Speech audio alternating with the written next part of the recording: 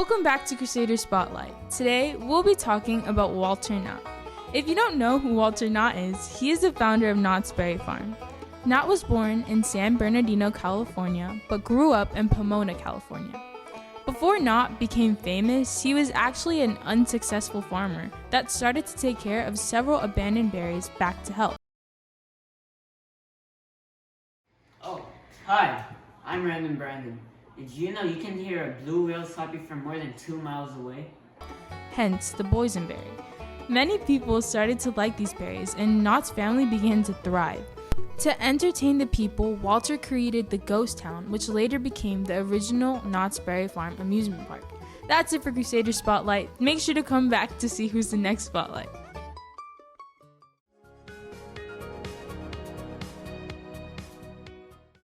Today, we are going to be talking about the infamous leather jacket. It was first created in the 1900s and was worn by military men. Over the years, it became a fashion statement and other people started wearing them. A man named Irving Schott created the biker jacket that was made out of leather, and that soon became very, very trendy. Leather jackets are an essential, at least to me. And if I had to rate it 1 through 10, I would definitely have to rate it a 10. Online, it says that the leather jacket gives off the vibe of toughness and competence and edginess. Overall, the leather jacket just looks super cool and awesome. It's crazy to think how Greek mythology has become a part of pop culture through mediums like movies, book series, and TV shows. Creatures like Medusa and Cerberus are almost as recognizable as Mickey Mouse, and I'm pretty sure most of us have heard the names of Hades and Poseidon.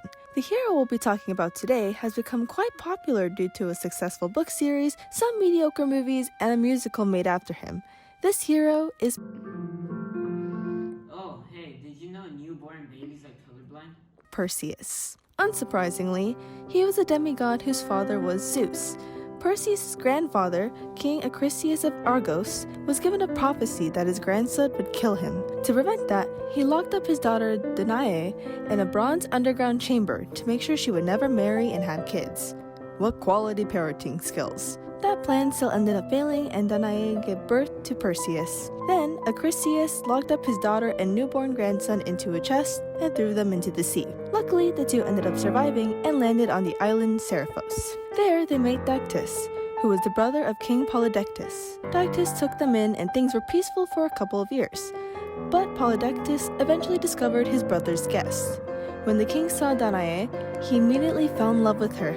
He asked her to marry him, but she always refused. Polydectes was determined to have Danae as his bride, and he knew that Perseus was the problem. To get rid of him, he ordered the demigod to retrieve the head of Medusa. Along the way, he was given some help from the gods Hermes and Athena. With the items they gave him, he was able to cut off Medusa's head. On his way back to Seriphos, he caught a glimpse of the princess Andromeda. The poor woman was to be sacrificed to the sea monster Cetus. Because her mother Cassiopeia claimed to be more beautiful than the sea nymphs, the god Poseidon punished the queen's arrogance by sending the creature to destroy their kingdom. The only way to stop the beast was to sacrifice their daughter. But Perseus fell in love with Andromeda and offered to kill the sea monster in exchange for the princess's hand in marriage. The king accepted the deal, and Perseus used Medusa's head to turn Cetus to stone. Andromeda and Perseus were married soon after. When Perseus finally returned to Seriphos, Dactys told him of King Polydectes' harassment toward his mother and of the plan to get rid of him. Enraged, he turned Polydectes and all of the king's court to stone. Things were looking up, and Perseus decided to take his mother and wife to Argos to visit his grandfather. But when they got there, the king couldn't be found. Perseus then went to the Pelasgian land to participate in some athletic games. When he threw the discus, he ended up accidentally killing someone. That someone ended up being King Acrisius, thus fulfilling the prophecy that his grandson would kill him. Perseus did not start out with an easy life, but he faced every challenge head-on no matter how difficult it seemed. In the end, he got the girl, saved the kingdom from destruction, and earned the respect of many people.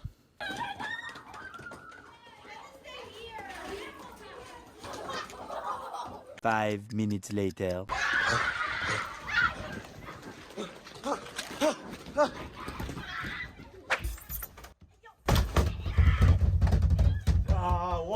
Crusader news. Oh dear. That should hold for a while. Oh, looks like I'm trapped here for a bit. Luckily, I've been prepared. I usually pack snacks in my bag. Oh man, I only have Fritos left. No matter, we still have leftover Halloween candy.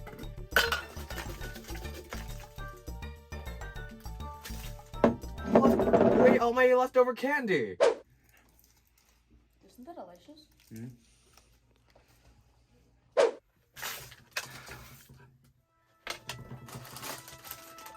Fritos are fine.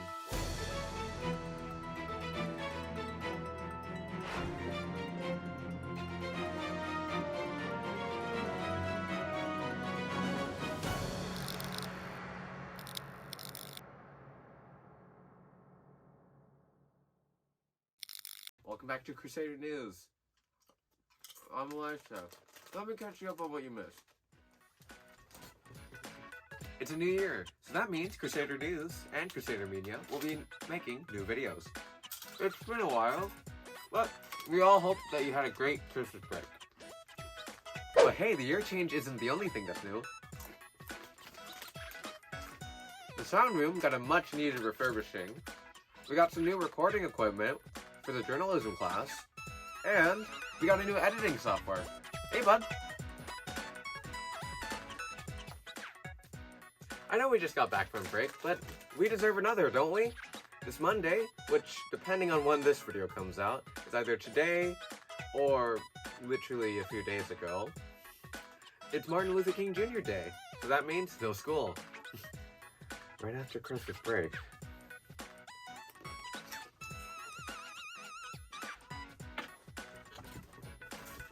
This has been Crusader News. I'm Elisha.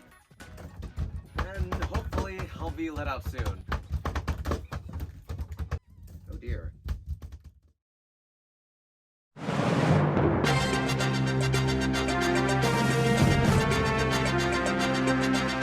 Did you know that skateboarding debuted in the Olympics just this past year? They should call it the Olympics.